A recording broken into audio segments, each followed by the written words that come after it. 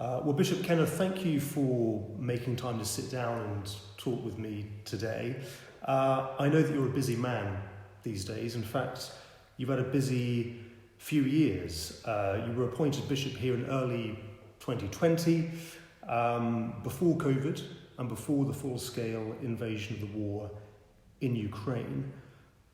When you came to London, did you have any sense of how significant your appointment here was going to be? Well, thank you for the opportunity to speak with you. I am a Ukrainian Canadian. My family emigrated from Ukraine to Canada in the mid-1890s, as did many tens of thousands of Ukrainians who were invited by Queen Victoria's government to settle in Western Canada and be farmers. And I grew up being a Ukrainian Catholic, being a Ukrainian Canadian. My background when I graduated from high school actually was advertising and public relations, and I worked in that industry for a short time. And then ended up going to the seminary, did my theology in Rome, and shortly after my theology I was ordained a priest, but given on loan to the head of the Ukrainian Catholic Church, Cardinal Myroslav Ivan Lubachevsky, who was living in exile at that time because it was still the Soviet Union, and the Ukrainian Catholic Church was one of the largest illegal bodies in the Soviet Union at the time. The church properties in Ukraine and its ability to provide pastoral ministry ended really in 1946 with the official dissolution of the Ukrainian Catholic structure by the Soviet government, and so our church went into its clandestine existence. In 1990, there was a meeting, December of 1990, there was a meeting of, in December of 1989, there was a meeting between Pope St. John Paul II and then President of the Soviet Union, Secretary Gorbachev, and it was announced that there would be an opportunity for religious organizations other than the Moscow Patriarchate to register themselves. And if you could register, that meant you had a bank account. If you had a bank account, that meant you actually could gather together. And Gorbachev brought in the era of perestroika and glasnost. And so in April of 1990, I went into Ukraine officially as a priest, along with our press officer for the Ukrainian Catholic Church and 30 journalists from the West to report on perestroika and glasnost and how religious organizations were being treated by the Soviet Union. It was an incredible experience to be there. It was Holy Week that we arrived, and I celebrated my first Easter as a Ukrainian Catholic priest in Ukraine. There were very few parishes that had reopened. And then later on in the late 1990s, in the last part of 1990, it was decided that the head of the Ukrainian Catholic Church, Cardinal Lubachevsky, along with some of his staff, would be allowed to go to then still the Soviet Ukraine for a 10-week visit. And that occurred, the visit started on the 30th of March 1991, very shortly after that, it was decided that the head of the church should end his exile in Rome and begin to live and work in Ukraine. And he asked me, Cardinal Lubachevsky asked me if I would be willing to move to Ukraine and help him reestablish some of the administrative structures in Ukraine, which I did, and worked and lived in Ukraine from March of 1991 till October of 2001. Then I was reassigned to Canada, where I was the rector of our interdiocesan or intereparchial seminary in Canada for Ukrainian Catholics. which I served as its rector until 2007, when I was appointed bishop for Ukrainian Catholics in the Ukrainian Catholic Eparchy Diocese of New Westminster in British Columbia. And my appointment here, 13 years later, was announced on January 15th, 2020. I had been and visited the United Kingdom quite often, and also knew quite a bit about the situation of the Ukrainian Catholic Church here. And so when I arrived, of course we knew nothing about COVID or what that would eventually do to church life, to family life, to business life, to just ordinary life, not just here in the United Kingdom, but throughout the world. But it was decided that I would come here a little bit earlier than had planned. My enthronement was hastened by a few weeks just to be able to be enthroned before the full lockdown.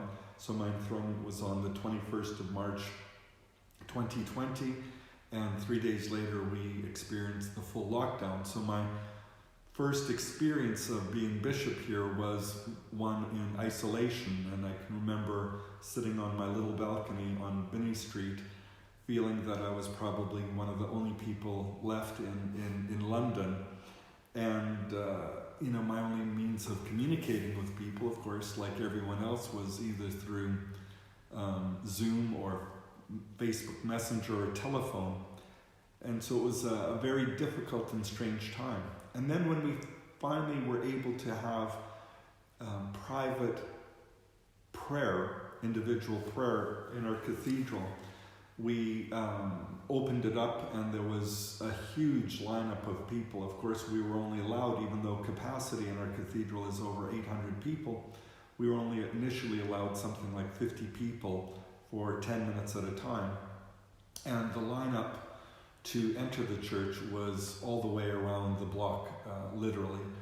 And it was such a joyful experience to be able to come back into the church and pray. And then when we finally were allowed to celebrate Mass, Divine Liturgy, our capacity was initially at 150 people, then it was expanded to a little bit more.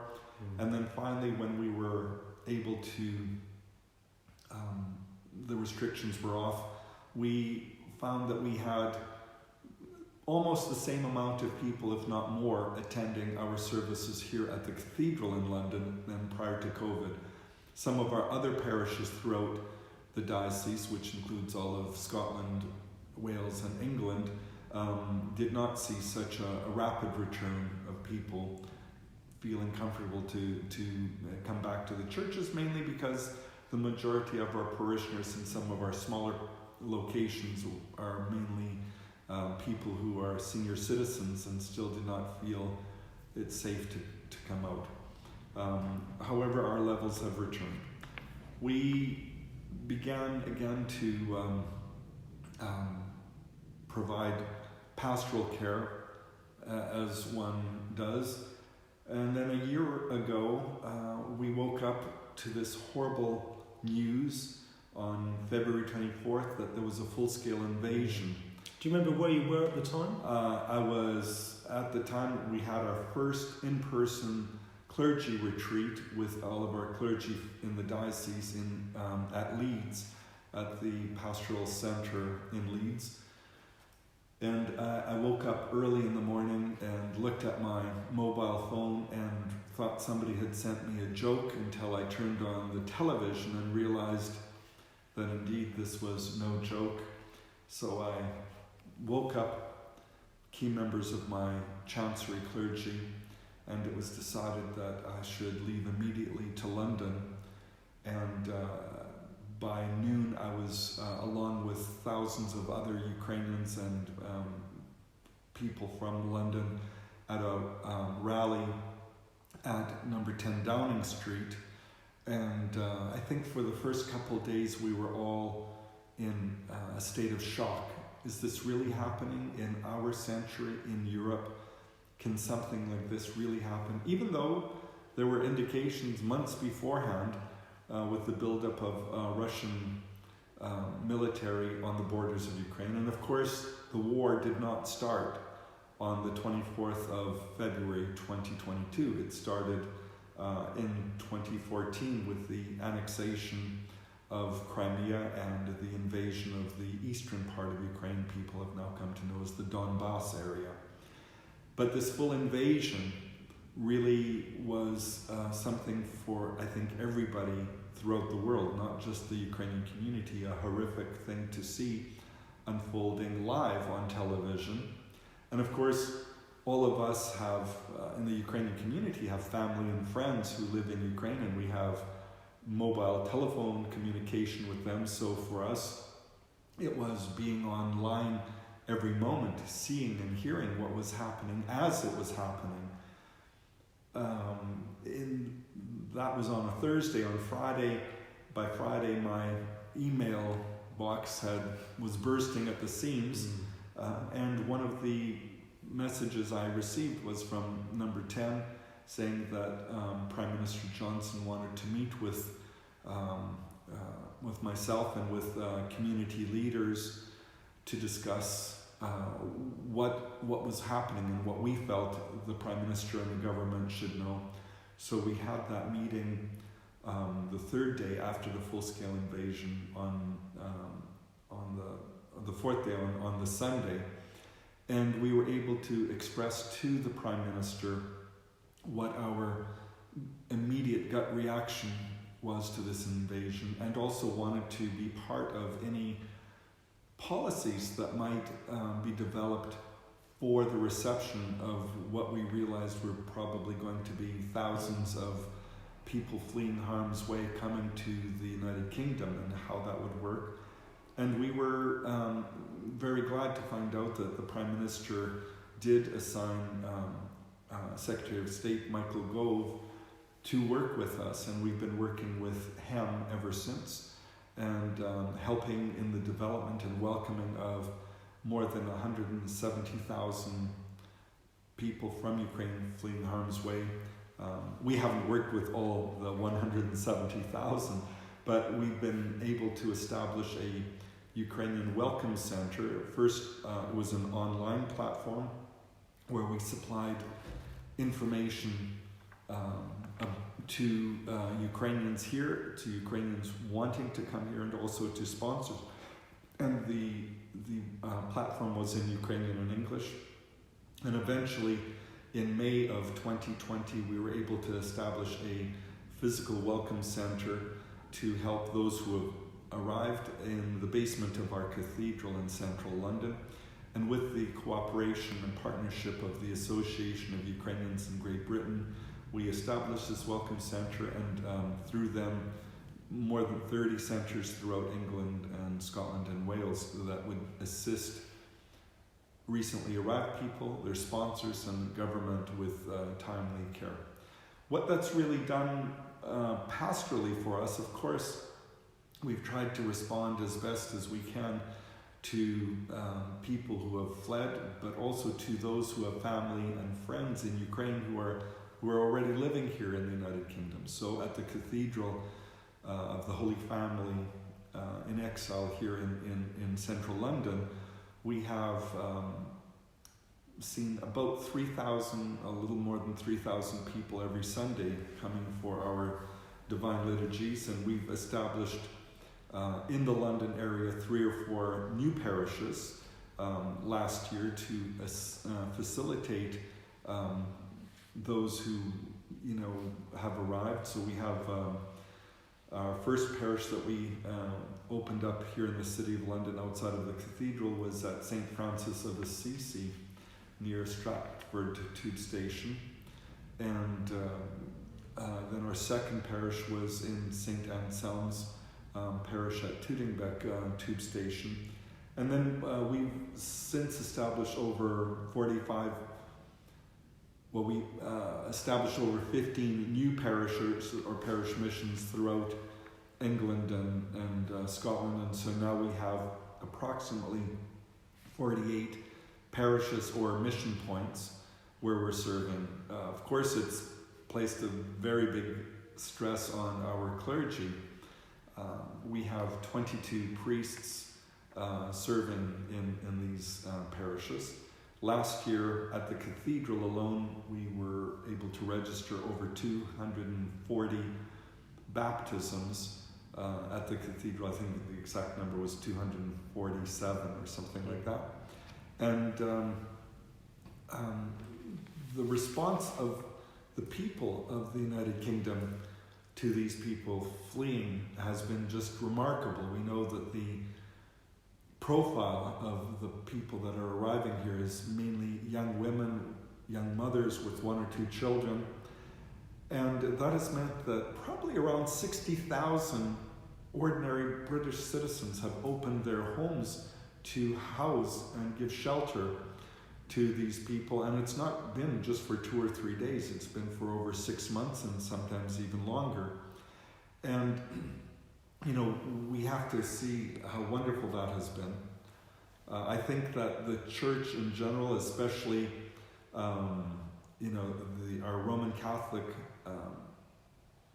brothers and sisters, the other bishops here in England and Wales and of course in Scotland, have been very open and responsive, very supportive of what our needs are.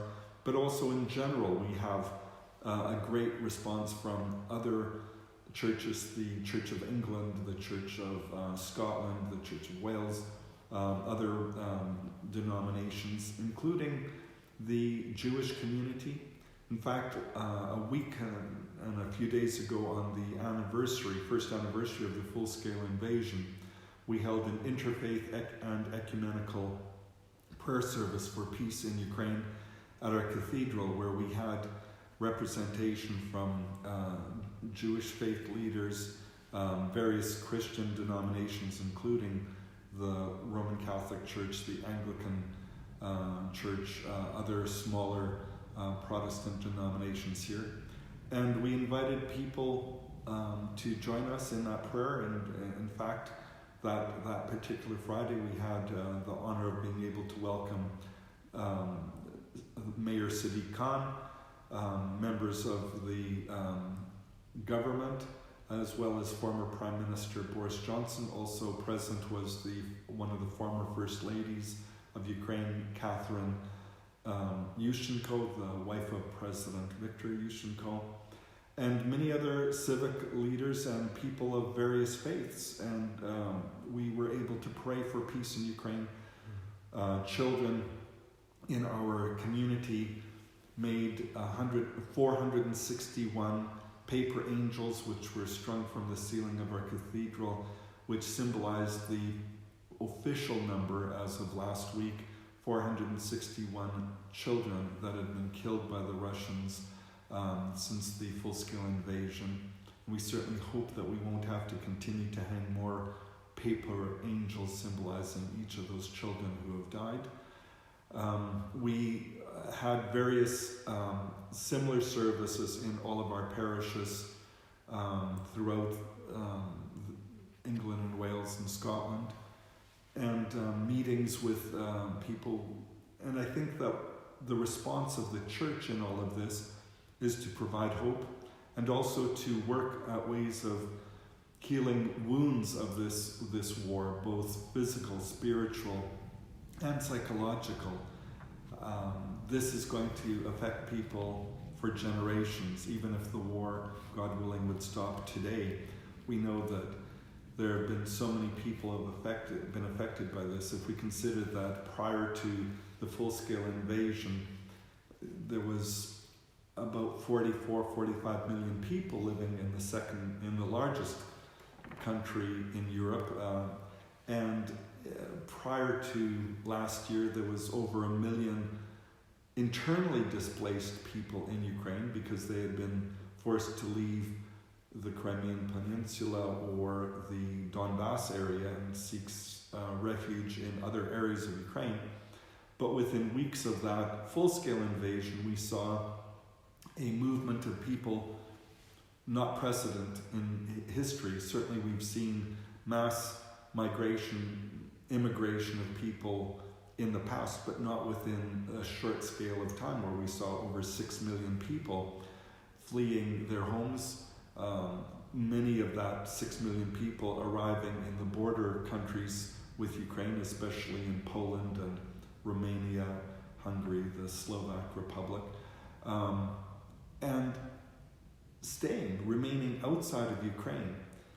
I've been back to Ukraine 3 times since the full-scale invasion, and each visit just leaves you heartbroken to see how many schools, how many hospitals, how many movie theaters and people's homes have been destroyed, knowing that there were children in that school. Where do they go to school now? Hospitals, speaking with medical staff, learning. One of the people that I spoke with just 4 weeks ago, when I was in Ukraine, was a young doctor who she worked in a children's hospital, and describing how every time the air raid sirens would go off, they would have to take prematurely born children out of incubators and scurry with them into their makeshift bomb shelter, which was really the basement of the hospital.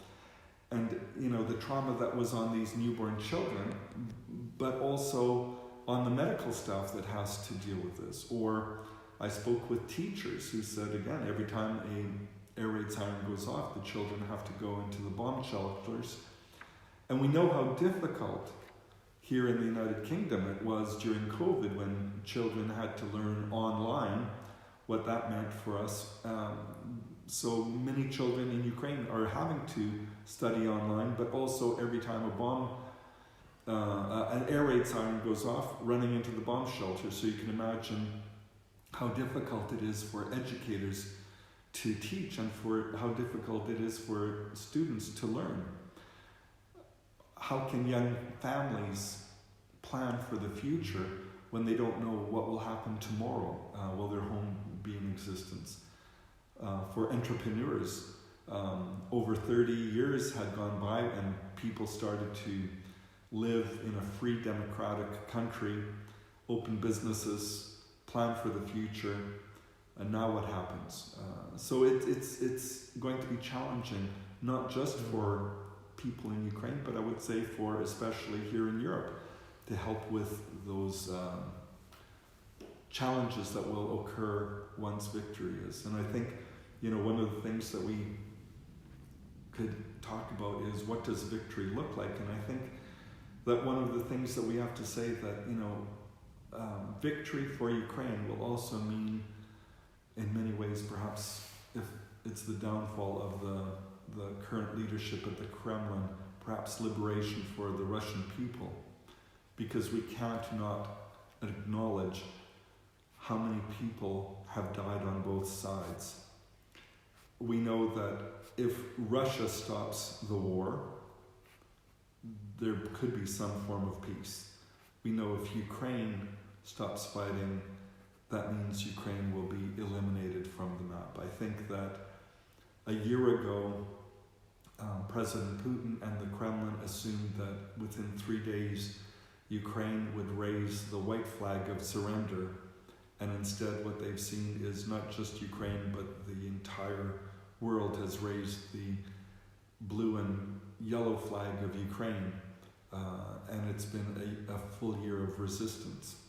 And as we sit here, Bishop, I notice you've got your lapel badge on with the Union flag and the blue and yellow of Ukraine. You personally have been such a strong symbol of resistance and of hope for Ukrainian Catholics in this country. Before we sat down, we had the chance to have a look around here to see the resources that are being provided here, the place where people can come to learn and to get help, and to have a moment to be with one another, to have moments that come close to some kind of sense of normal life, which has been shattered by what we're seeing in Ukraine. I wonder, perhaps, as we draw this interview to an end, how can people, particularly Catholics, but people in general in this country, how can they help people in Ukraine at this moment? What's the one thing that people can do? Well, I think there are 3 things. that the people of the United Kingdom, and especially Catholics, can do. When I visited Ukraine the last 3 times, one of the things that I asked people, what can we do for you when I return to the United Kingdom? And one of the things that everybody said, please remember us. Don't forget about us. Please pray for us. Of course, supporting any humanitarian aid efforts, especially during the Great Fast, Lent, we can understand that prayer for Ukraine, fasting for peace in Ukraine, and almsgiving, donating to reputable charities like Catholic, would be a great assistance.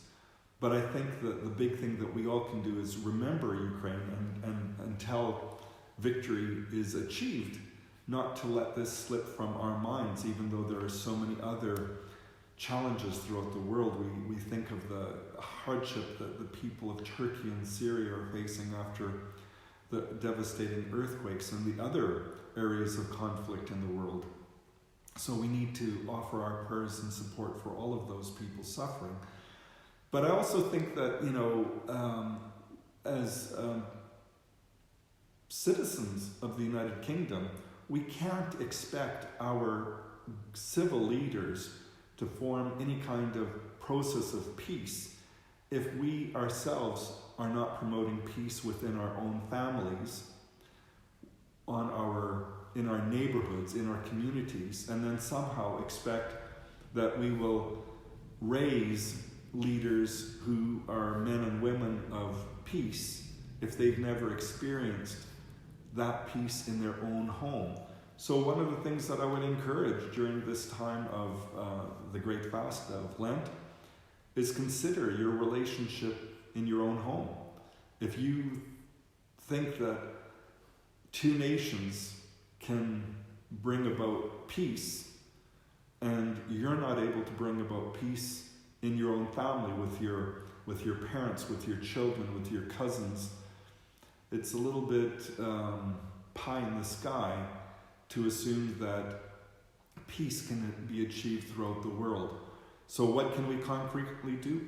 Pray for peace, pray for the people in Ukraine, fast, emptying ourselves to allow ourselves to be filled with the Holy Spirit, provide alms, make donations to reputable charitable organizations both here in the United Kingdom and throughout the world, and work on being peacemakers ourselves.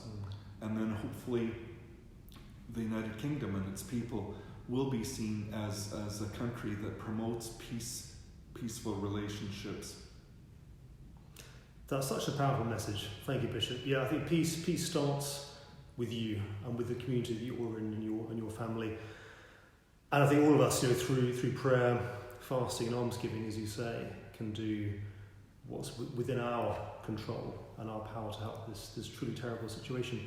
And finally, a word of thanks for everything that you're doing in providing hope and help. Well, it's been a community effort, and the support of our other bishops here in England and Wales and Scotland, also the support of the government, of especially the civil servants, have been just marvelous to be able to work with. We're also in deep gratitude to His Majesty the King and the royal family for the support that they've shown us by concrete actions, by coming to our cathedral, coming to our welcome centre, and other members of the royal family visiting our Ukrainian communities and offering words and actions of support has also been overwhelming. That's great to hear. Well, Bishop Kenneth, thanks again for your time, and be assured of our prayers and support for your work of the coming months and years. Thank you. Thank you.